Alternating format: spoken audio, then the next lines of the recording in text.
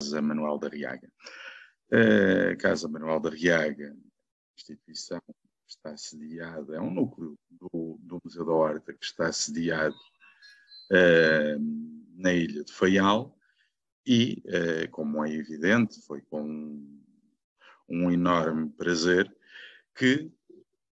pudemos, depois de 10 anos desta casa estar aberta, poder partilhar junto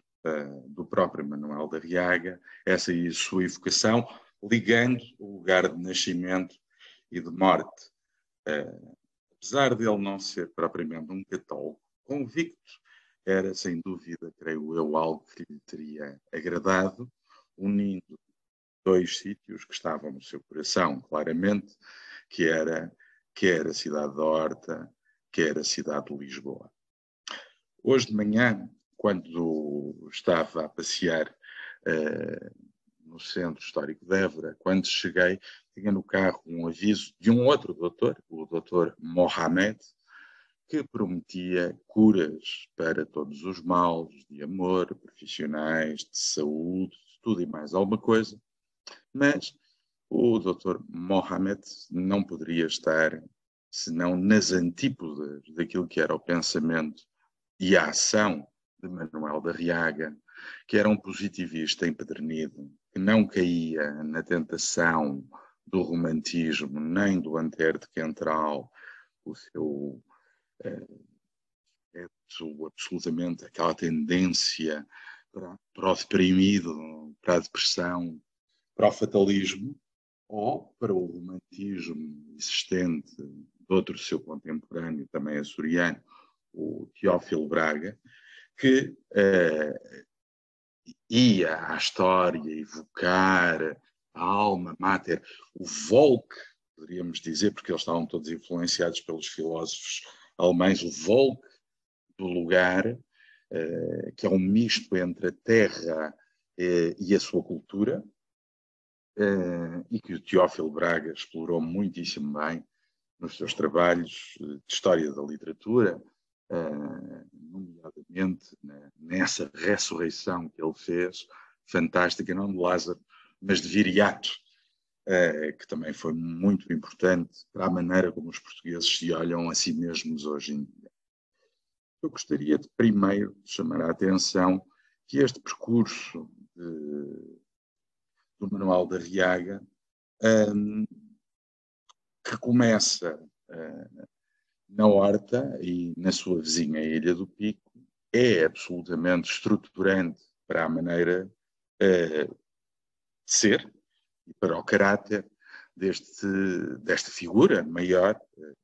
da nossa história comum, desta história portuguesa, que transcendem muito apenas uma história açoriana. A Horta é uma cidade que é criada com a primeira globalização europeia, é completamente filha dela, em boa verdade. É uma pan-Europa que se cria no meio do Atlântico, por um lado, com pessoas que se deslocam 1600 quilómetros a partir do Porto de Lisboa, mas que por sua vez já se deslocaram antes para chegar até Lisboa e embarcarem, gente que vêm do norte, quer do Alentejo, quer do Algarve, portanto, do norte ao sul do país, embarcam nesta aventura. A mulher do capitão donatário era também ela portuguesa. O donatário, por sua vez, era Jos van Nurteren, que era flamengo, e, portanto, deslocavam-se 2.800 quilómetros para chegarem a esta baía da Horta que se vos apresenta, e aqui o capitão donatário,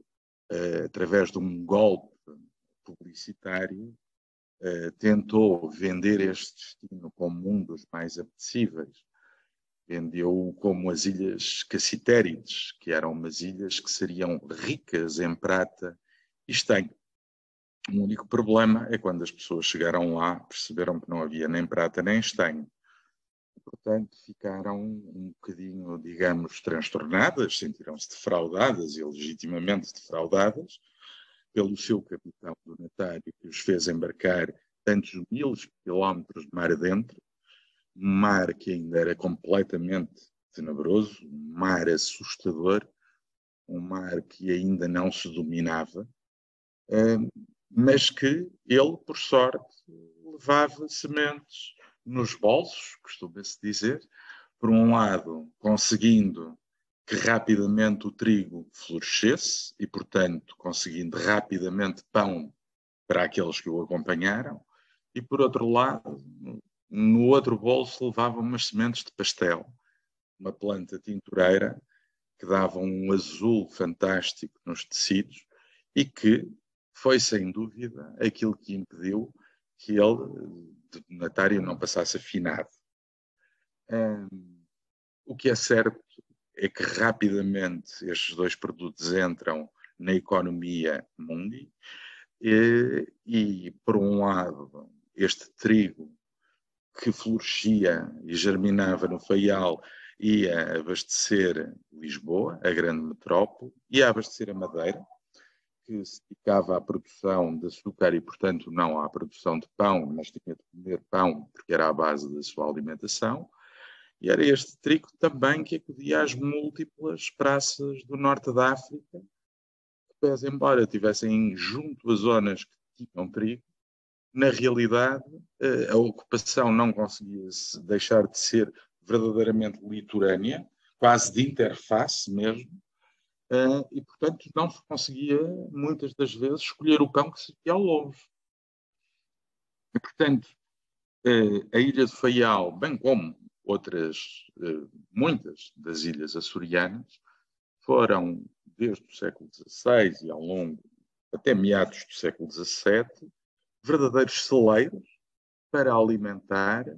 todos os outros espaços ultramarinos, portanto, já numa lógica de complementaridade. O pastel era vendido às nações do norte da Europa, obviamente, aos flamengos primeiro, aos holandeses depois,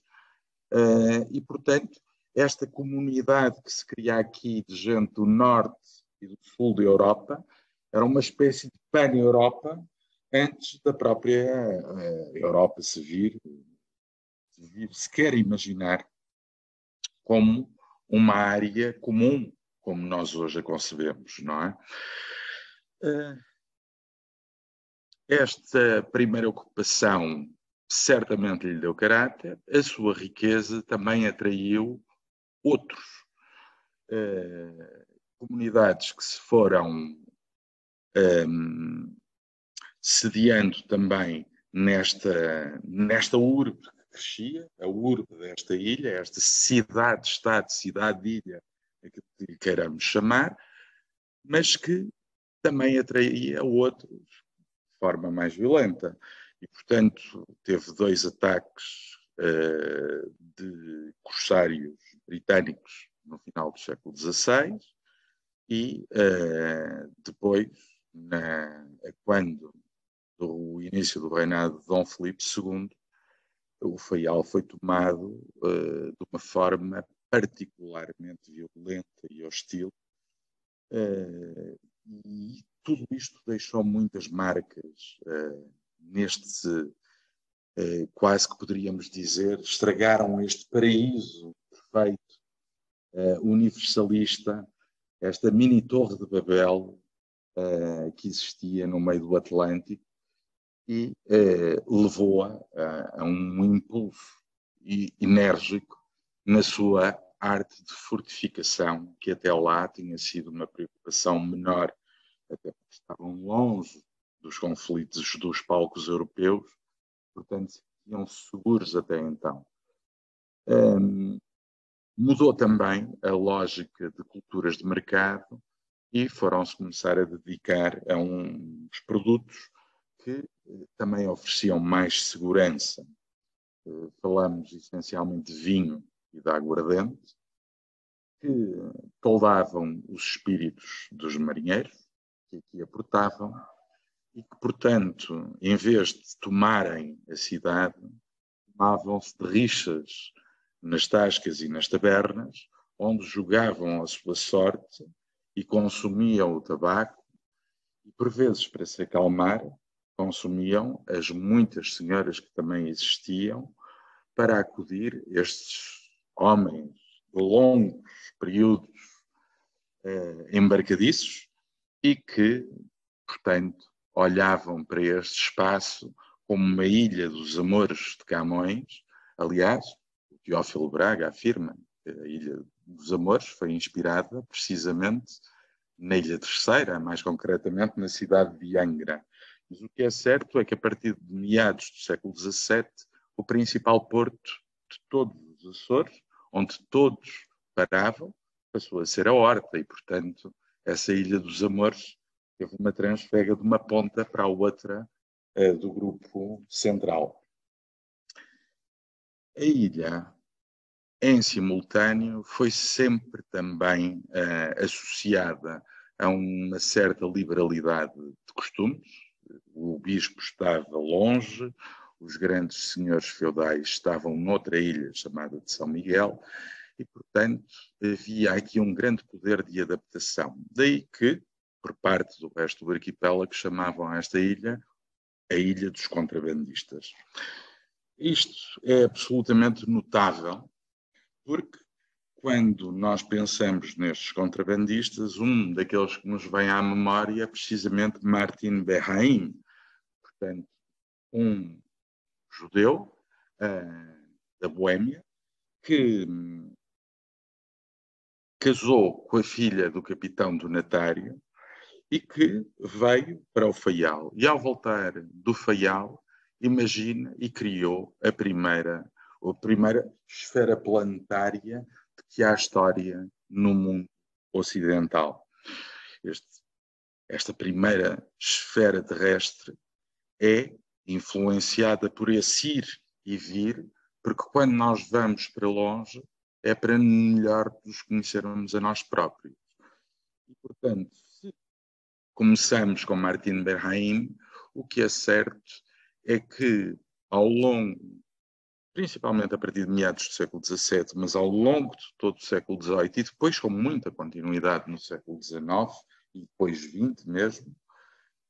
todas as nações da Europa que tinham interesses fora dessa região, por mercê da força dos ventos e das correntes, todas elas, ao voltarem de todo o mundo, antes de irem para as suas nações da Europa, tinham de passar pelos Açores. É como se imaginássemos o mundo uma ampulheta. No topo estão todos os sítios do mundo. Na base, todas as nações da Europa. E o estrangulamento por onde toda a areia tem de passar, mercê da corrente do Golfo e mercê dos ventos dominantes do Atlântico, são esses mesmos Açores. O que tornou a Horta, que já tinha de raiz uma base cosmopolita no sentido de ligação de mundos distintos, esse mundo ultracatólico ibérico com um mundo mais reformista do norte da Europa, rapidamente começamos a ver cônsules de todas as nações possíveis e imaginárias e, muito rapidamente, também cônsules dos países americanos que começam a conquistar a sua independência, primeiro dos Estados Unidos e logo muito pouco depois da independência do Brasil também o vice-cônsul do Brasil. E havia à volta, à roda, de umas 12 consulados. Isso explica que iam da Rússia aos Estados Unidos. E isso explica muito dessa vivência no meio do Atlântico, que se tornou uma vivência completamente mundial, ou se nós quisermos cosmopolita e aberta no sentido moderno. Obviamente também muitos escravos, quer muçulmanos, quer subsaarianos,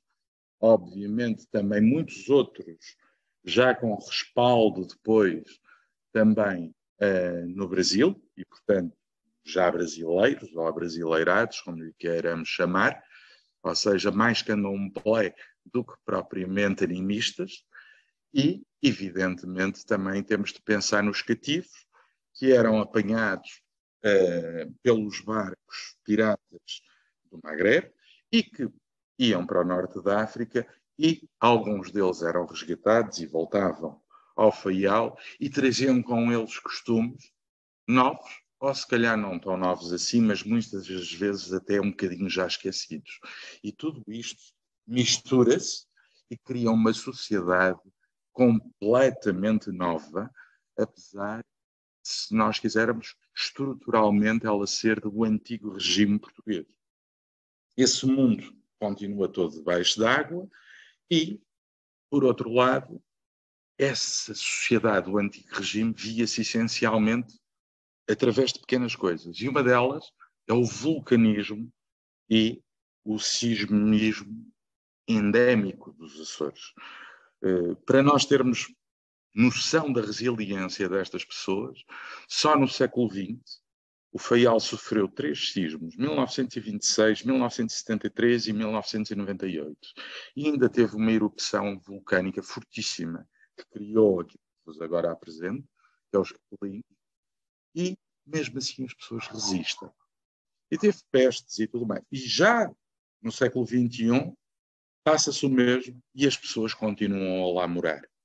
E isto é uma prova de resistência, de tenacidade, daquilo que nós quisermos, mas que tudo isto vai marcar profundissimamente Manuel da Riaga, que é um homem absolutamente notável, até nas suas incoerências, ou naquilo que nós poderíamos dizer que são aspectos que não jogam um com o outro. Essa resistência, essa tenacidade contra os elementos fundamentais vai-se ver, evidentemente, com formas de expressão de fé absolutamente marcantes na própria paisagem. Estamos aqui a observar edifícios religiosos que sobressaem completamente o Casaril, porque evidentemente a religiosidade é profundamente marcante em todos os Açores, mas de uma forma particularmente óbvia na própria cidade da Horta. Mas não se pense que isto era uma sociedade católica seguidista. O catolicismo era um catolicismo muito utilitarista. O Senhor Santo Cristo começa no século XVII, antes de começar no século XVIII, em Ponta Delgada, cujas festas ainda hoje são conhecidas. Todavia, esse Senhor Santo Cristo começa no Faial, mais propriamente na Praia do Almoxarife, quando não resultou perante as crises sísmicas do século XVII, abandonou-se o culto e começou-se a cultuar o Bom Jesus do Pico. E, portanto, não há uma sociedade de iconoclastas, portanto, não há uma sociedade portuguesa protestante, mas também não há uma iconofilia absoluta. Ou seja, há um espírito extraordinariamente pragmático na fé das pessoas. Se não resulta, vai embora, é posto de parte. E é isso que explica também que, numa altura em que o Faial, convertido completamente às ideias constitucionais de que agora celebramos precisamente a data da Carta Constitucional, o bicentenário da Carta Constitucional,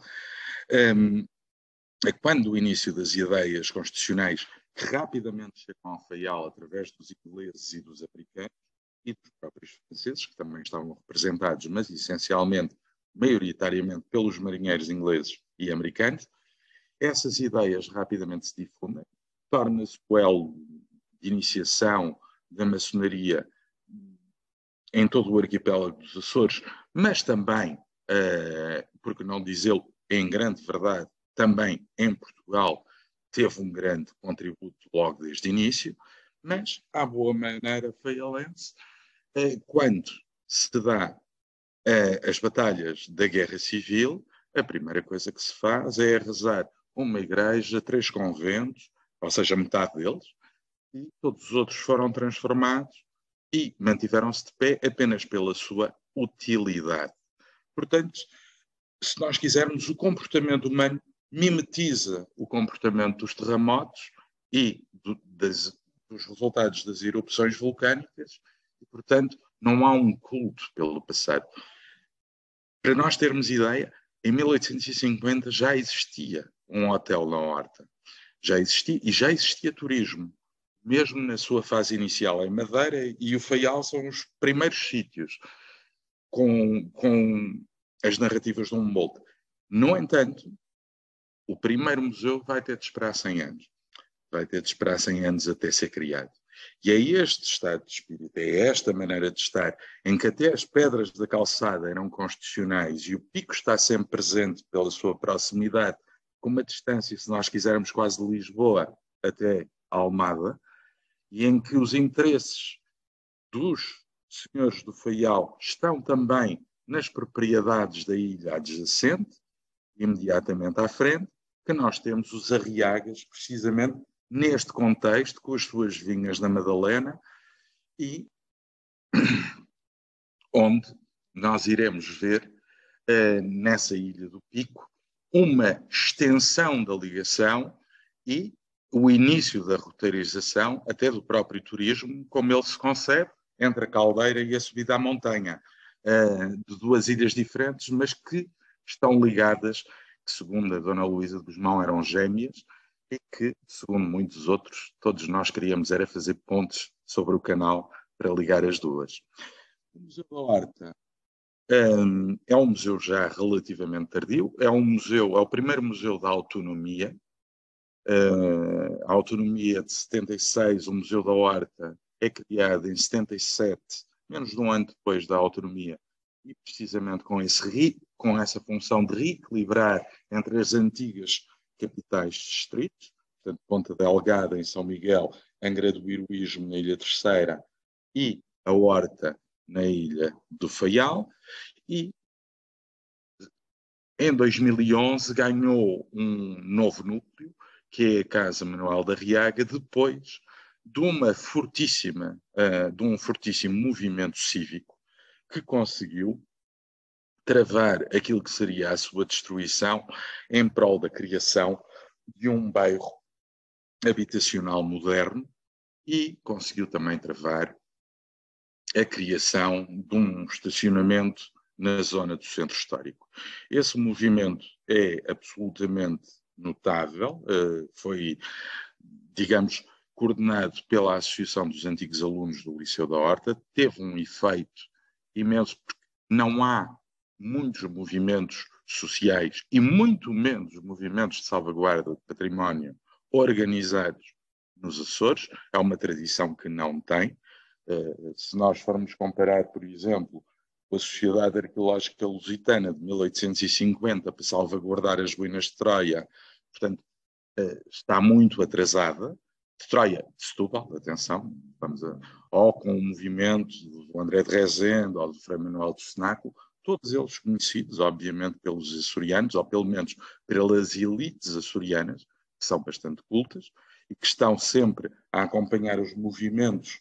quer de vanguarda europeia, quer de vanguarda dos Estados Unidos, porque há um arquipélago que está ante a lei da Moncorre-Balance,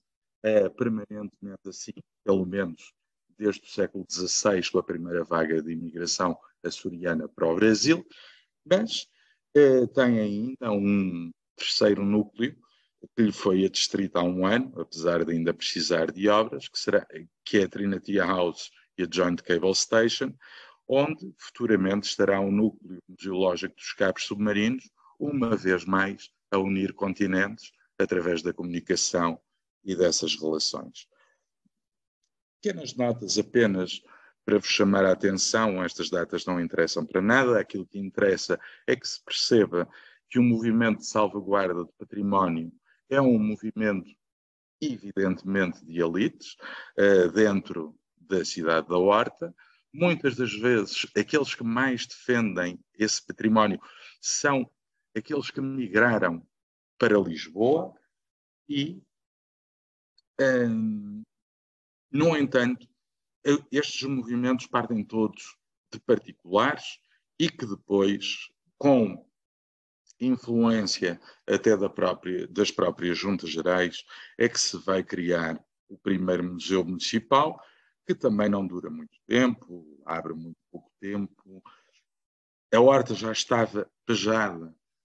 de iates a atravessarem o Atlântico, desses novos aventureiros que são os iatistas à procura de um contacto mais próximo com a natureza, e o museu continuava a não funcionar.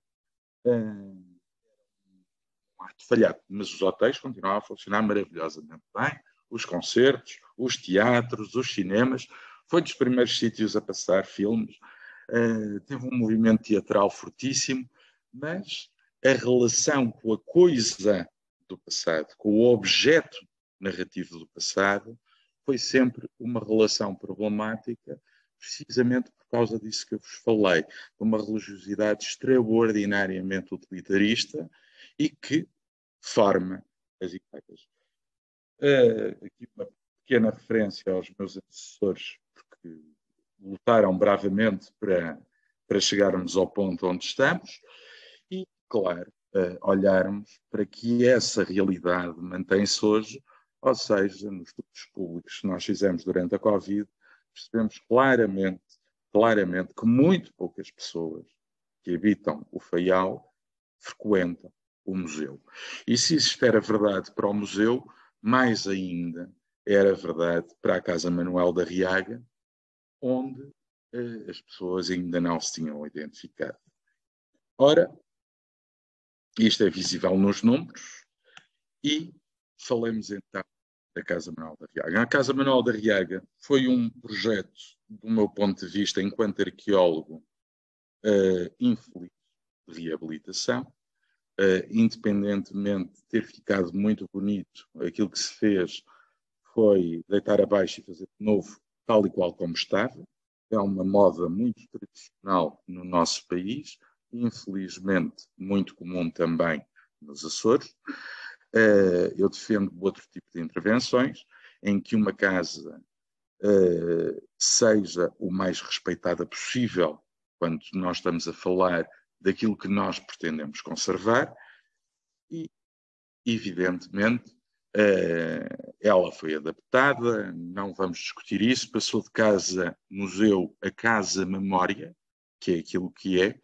mas agora temos logo à entrada um sofá que é vedado ao público, onde só se senta o nosso Manuel da Riaga cada vez que começa a fazer as suas visitas pela sua casa, tentando humanizar aquilo que tinha sido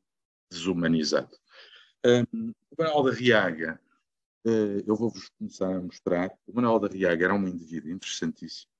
não só porque pertencia à família dos Arriagas, e isso já não é dizer, dentro das famílias de destaque dos Açores ou do nosso país, há uma família que vem do País Basco, depois vem através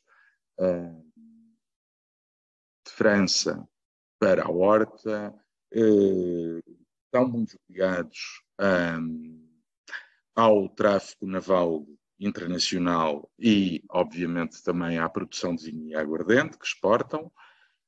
para todos os lugares do mundo. O Manuel de Riaga, como eu vos disse, altamente influenciado pelas ideias constitucionais e maçónicas que perpassavam completamente a cidade naquilo que nós poderíamos considerar, nessa altura, a cidade mais vanguardista dos Açores. É bom não nos esquecermos disso. Era também uma cidade extraordinariamente clivada, porque, por outro lado, também existiam aqueles que eram radicalmente absolutistas. Aliás, há uma tentativa de um ensaio sobre este tema, feita pelo Marcelino Lima, 100 anos depois da Guerra Civil, e ele chama-lhe precisamente a loucura de um ideal. Porque morreu muita gente, houve muita gente que pagou amargamente com sangue as suas convicções políticas, fossem progressistas, fossem conservadoras, e o Arriaga passou isto dentro da sua própria casa. O Arriaga sai, ele tem uma educação muito cuidada, por uma preceptora americana, aliás, também havia muitos africanos residentes, principalmente notáveis e das relações com os Arriagas, os Darney. Ele sai para Coimbra, em Coimbra abraça completamente os ideais republicanos, portanto antimonárquicos, e evidentemente o pai corta relações com ele e deserda-o. O Arriaga, para poder ser deputado na Assembleia, ele vai pela Madeira. Não é caso único, mas é um dos casos que mais se destaca. E pagou de tal maneira que aquilo que era o seu sonho, que era ser docente na Universidade de Coimbra, não foi possível precisamente por publicamente assumir essas convicções políticas. E, portanto, vai como advogado para Lisboa. E é precisamente por ser muito bom advogado que pôde pagar para poder ser e continuar a ser republicano. É um indivíduo que, como vos disse, pagou arduamente no seio da família,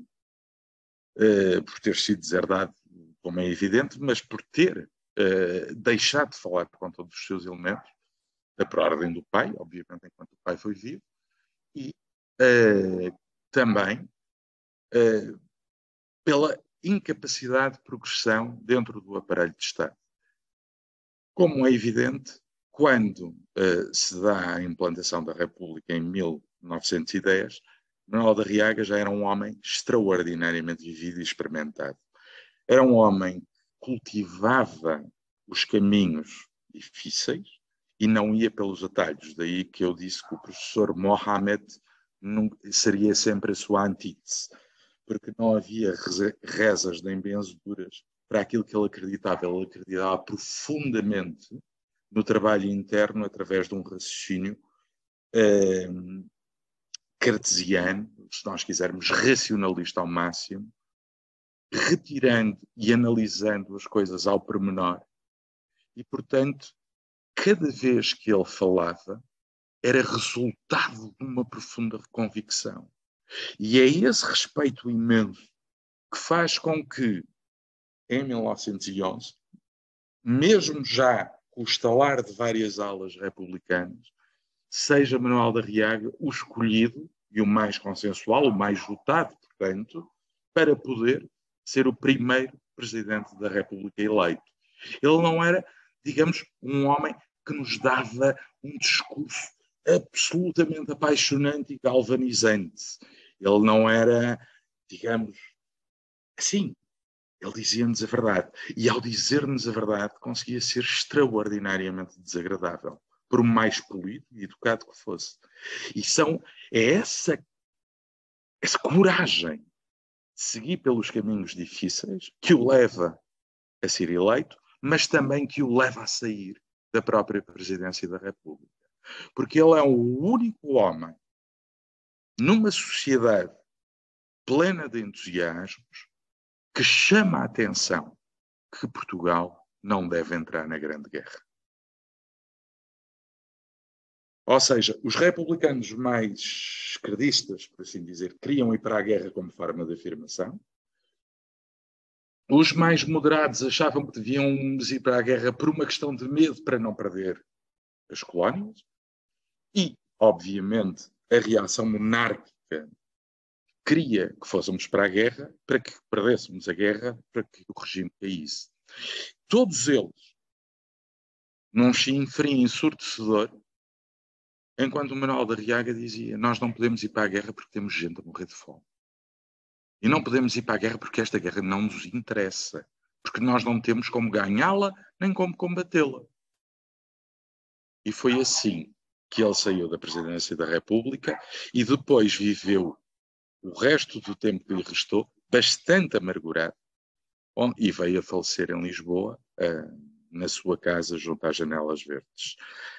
Esta exposição evoca o homem, mas também evoca todo esse período e evoca as ideias atuais e as bases onde ele se vai inspirar, que é a geração de 70, e não esconde o quão martirizado este homem foi. Para além disso, tem uma sala de exposições temporárias, onde procuramos, através de diversas apresentações, ir revelando momentos da história, ou de Faial, ou de arte, ou de criação, tudo coisas que Manuel de Arriaga certamente ficaria satisfeito, e atualmente procuramos criar ou recriar um jardim ao mesmo tempo evocativo da jardinagem que ele tanto amava, de uma quinta urbana oitocentista, mas ao mesmo tempo ligando de um lado as instituições governamentais a um bairro social que está por de fronte e abrindo o jardim para toda a frente, para toda a gente, que é esse, afinal, o nosso desígnio, porque estamos todos, outra vez mais, debaixo da sua sábia confidência. Era isto que eu vos queria partilhar e dizer também, simultaneamente, que a Casa Manuel da Riaga se encontra neste momento entre os finalistas dos European Democracy Sites. Os resultados só sairão para o próximo ano e será nomeado um sítio por cada país. Esta Casa Manuel da Riaga representa, portanto, não só o sítio de nascimentos, mas, acima de tudo, é um espaço cada vez mais tomado pelas pessoas, é uma casa de cultura e é uma casa de fortíssimas convicções ideológicas, onde